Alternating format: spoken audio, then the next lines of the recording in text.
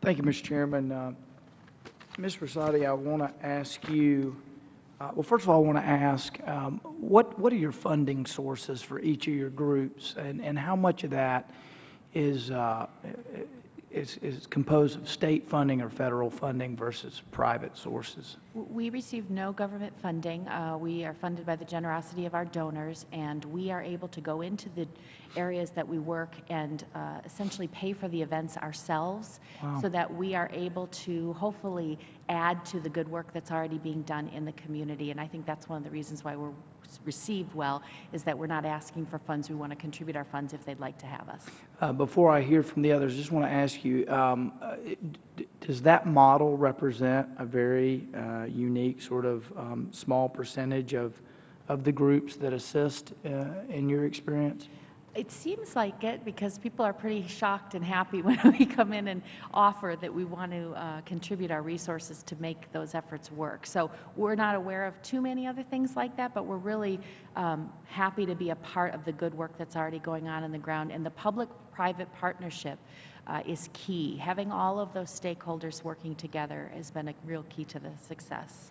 The others, do you care to comment about your funding sources? Sure. Our primary funding comes from local counties and the city of New York, and also the Dave Thomas Foundation funds 3 of our full-time staffers. Great. And then we raise some money, and we have a state contract through Adoption Opportunities federal grant. So it's somewhat diverse, but it comes a lot from governmental local sources. Ms. Dobbins or Ms. Soronen? We are a national nonprofit public charity. Until 2012, we were exclusively funded through private donors and through our philanthropic partnerships. When we released the research on the Wendy's Wonderful Kids model in 2011 and then approached the state of Ohio to scale that program as a test site for scaling, was the first time we took state funds in order to scale that program, but we still manage them. The funds come through us, and we manage those grants as a nonprofit organization. Ms. Dobbins? We're a very small advocacy organization. We're membership-based.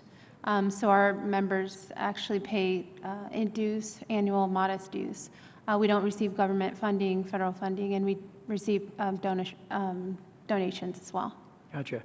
Are you the, Ms. Rosati, is your group the only faith-based group here today, or do any of you others represent faith-based? And you would characterize yours as faith-based? Yeah, absolutely, yes. I'm familiar with your group.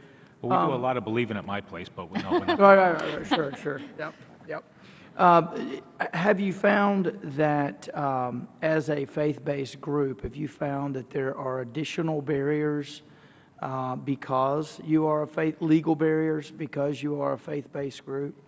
I'm pleased to say that we have not really experienced barriers. We went into this with our eyes wide open, understanding that there may be some issues. We've had tremendous working relationships with our government partners. I think there are some basic rules we all observe about how it is that we interact, and it has worked very, very well. I do know, however, that there are places where those who are involved in child welfare from a faith-based perspective have had difficulty maintaining their continued presence in those areas, and certainly the ability for those faith-based organizations to continue to operate in accordance with the dictates of their faith is something we think is very important. So while we haven't seen those barriers, we know that they exist, and we certainly hope that they won't expand any further in the states where we've already seen that happen.